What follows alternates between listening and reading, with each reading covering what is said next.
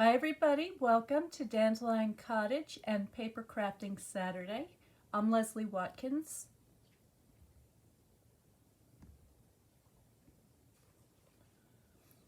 How's everybody today? I hope you're having a happy Saturday. I have a dinner party to go to, and when I am invited to somebody's house, I like to bring some little table favors. And so I've been putting together these little envelopes, which I thought would be cute for a springtime holiday table. And I've actually used a mixture of something old, something new here. So I've got some old things that I pulled out of my stash, like these embellishments, and I'm using an assortment of punches. So this is a particularly good project for somebody who likes to punch rather than die cut. So I'm going to show you those punches that I used for this in just a minute. The DSP that I'm using is I have to check the name of it again because I know it's Dainty something, but it's not Dainty Delight. It is Dainty Flowers. So this was the DSP that you were able to select as a free gift during celebration, and I got a lot of it because I really like it. It's so pretty, and it features all these different kinds of wildflowers, and it has a very pretty color palette that goes with it. So I've selected Old Olive, Rich Razzleberry, and So Saffron. The yellow that's actually in the DSP is Crushed Curry, but that's a little bit too dark. I want something a little more light and delicate, and I love the So Saffron, so I'm using that. And for ink, I'm using the Daffodil Delight because it's just a little bit darker, and so you get to see the detail on that stamping a little bit more clearly. Now the punches I'm using are, I've got the Petal Park Builder Punch, and this is the one that has all of these different sized flowers and the little leaf, and this punch coordinates with the stamp set. And what I love about this is that you can do all three in one go. So you can stamp out all three flowers with one stamp, and then also punch them out with one stamp, or one punch I should say. And then I also have the branch punch, which is one of my favorites, and this punch features a pretty little leafy cluster as well as a little bud. And then I have the handmade tag punch, and I think this is one of the prettiest punches that we have, and it makes this beautiful kind of a tile looking shape, and you'll see that in just a second. And then I also have this punch that has a corner rounder on it, and if you don't have the corner rounder punch, then you can just do it by hand with your snips. It's not that hard to do. And then finally, I have a handheld punch, and this is 1/8 of an inch, so quite an assortment of punches, but they are going to help make this really streamlined, because what I'm going to be doing is making a lot of these. So I'm going to make enough for the dinner party, and I'm also going to have some left over for the next week or two when I've got various things going on. So let's get started. The first thing I'm going to do is, using the handmade tag punch, I'm just going to punch out And since I have it in my hand, I'm going to go ahead and do several. So I have them ready to go. Okay, squeeze one more. Here we go. And stamp out my flowers.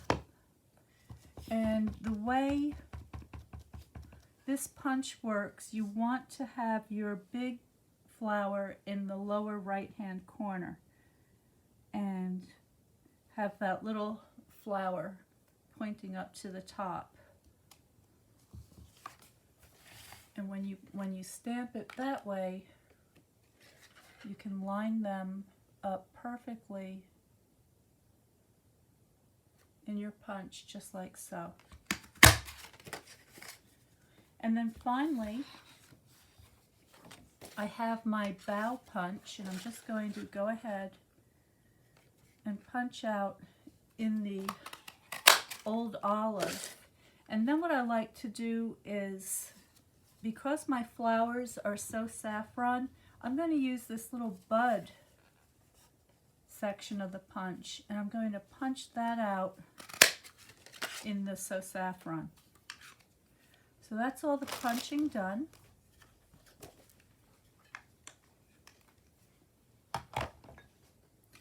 And because I've got a lot of these to do, I've gone ahead and I've prepared a tray. I'm using a little muffin tin for this, of all these different shapes, so that I can go ahead and put together a bunch of them.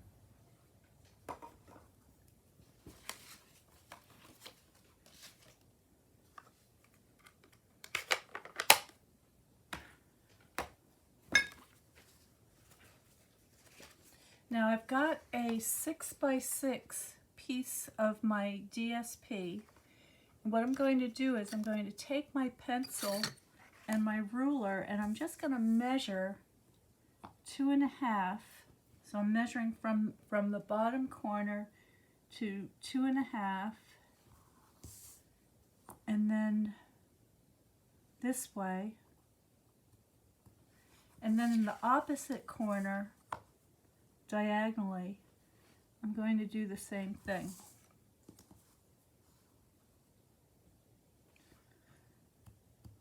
So I've got 4 tick marks at 2.5.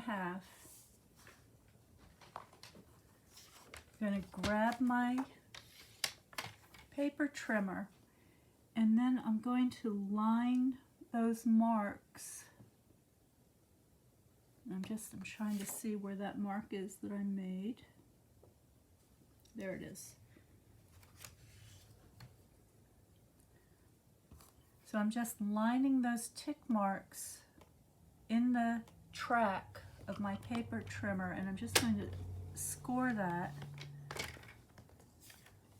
and then turn it around, find those marks again, and do the same thing on this side.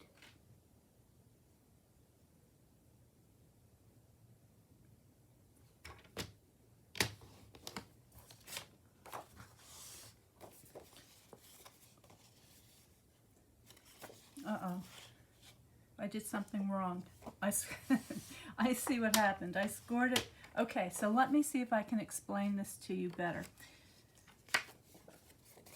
My 2.5 tick marks are here and here and here and here. You want to place those in the long way on the trimmer. All right, I accidentally placed it in the short way, so let's just correct that.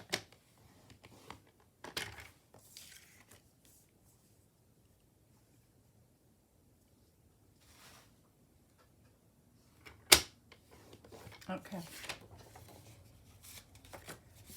Now, this is the shape that you end up with. So I'm just going to go ahead, give that a burnish. Next, I'm going to put this back in my paper trimmer, and this time I'm going to measure from the point here to 5.5. And I'm going to go ahead and give that a score. I'm going to fold that up like so. Put this in at the 3-inch mark. Line that up with the 3-inch and score it one more time.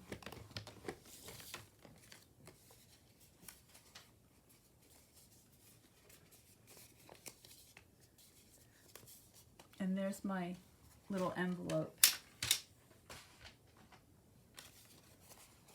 Okay?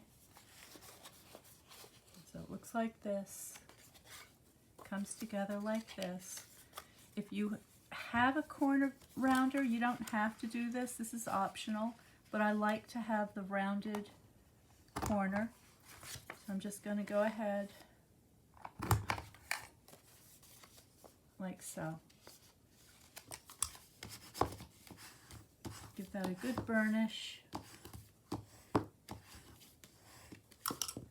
And now this little envelope is going to hold a Ghirardelli chocolate square. And I picked out the one with the kind of a lavender foil because I thought it matched the paper. So this is the 72% cacao. And that's the pouch. All we have to do now is decorate it.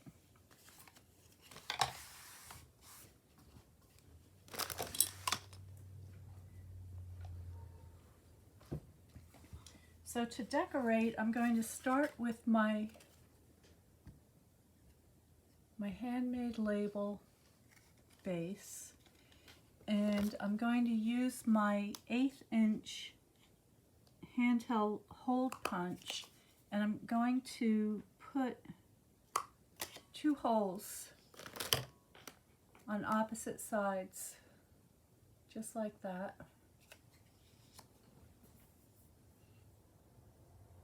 And I'm just checking my settings here, make sure that you can see me.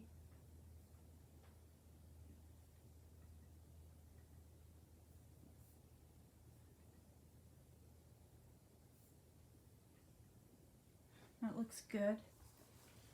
Oh, hello Kelly and Jan, Deb. And Jan says, she's asking me something about rich raspberry, and I have a feeling what she's asking is if that's going to be a retiring color, and it is a retiring color.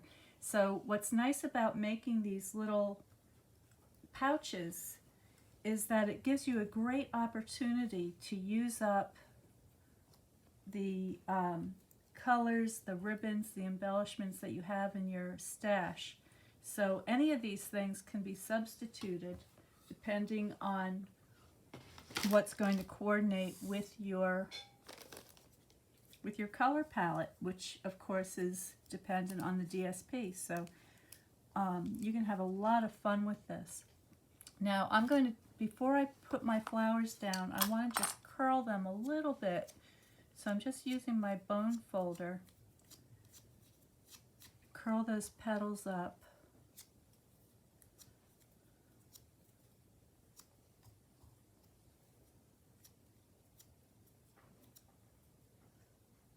There we go. And I'm using my multi-purpose liquid glue. I'm going to start by just putting a couple of dots of glue on my longest leaf and get that glued on there. Now, you want to be careful not to cover up the hole where the ribbon's going to go through. So I've got that angled down so it just misses that. And then I'm going to put my big flower right there. Okay, so it's within the bounds of the label. My second flower, which is the middle flower, I'm going to push up against that big one, and that way those flowers are going to support one another to help push up those petals to give them a little more dimension. And then finally my smallest flower, and then with my bud I'm going to snip off that excess stem.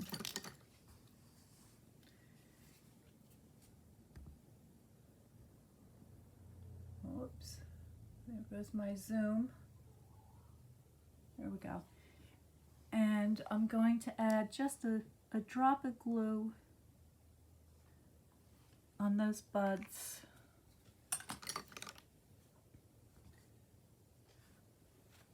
I can remove some of that excess glue, and then I'm going to tuck that into the top corner, just like so. All right, so a really cute little decoration that doesn't take too long to make, that you can make with the punches so it goes extra fast. Now I've got some old olive thin ribbon from my stash. This is 1/8 of an inch ribbon. So I'm just going to take a length of that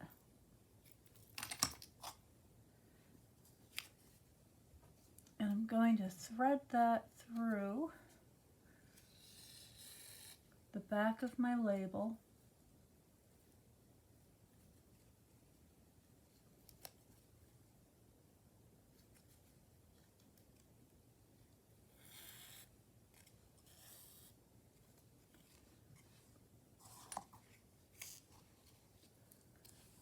Okay, so there it is. And I get my envelope with my candy inside. And on the flap side of the envelope, I'm going to place my label.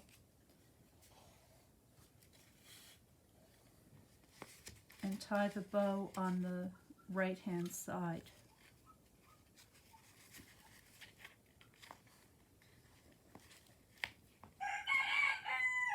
Now I like to leave my tails a little bit on the long side so that if somebody wants to untie and then retie the package, they'll be able to do so hopefully easier than I'm doing here.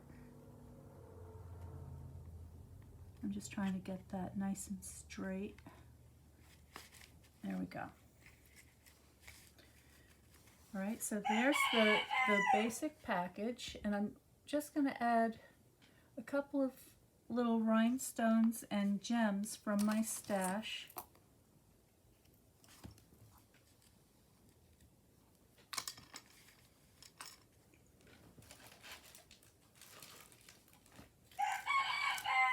So what I've got here are some leftover holiday rhinestone basic jewels. And so there's a couple of little yellow ones. I think these were crushed curry, I'm not sure.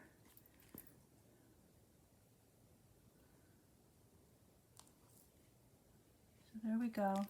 And then for the big flower, I dug out these gold faceted gems. And they came in several different sizes, and I'm just using the smallest one because that's actually a pretty good sized embellishment. And there it is. Now I'm going to go ahead and mass produce a whole bunch of these things. If you're just making one or two for a couple of special people, you could add a little tag with a note that says Happy Easter or hello or thank you or happy spring, whatever it is that you like. I hope that gives you some ideas. I hope you have the opportunity to spread a little love this holiday season and give out some of these gifts. They would be wonderful at the post office or at the drive-through bank teller or the coffee place. So all those people that you see on a regular basis, this is a very nice way to give them a little gift and brighten up their day. So thank you for joining me. Stay well, stay happy, stay creative, and I will see you next time.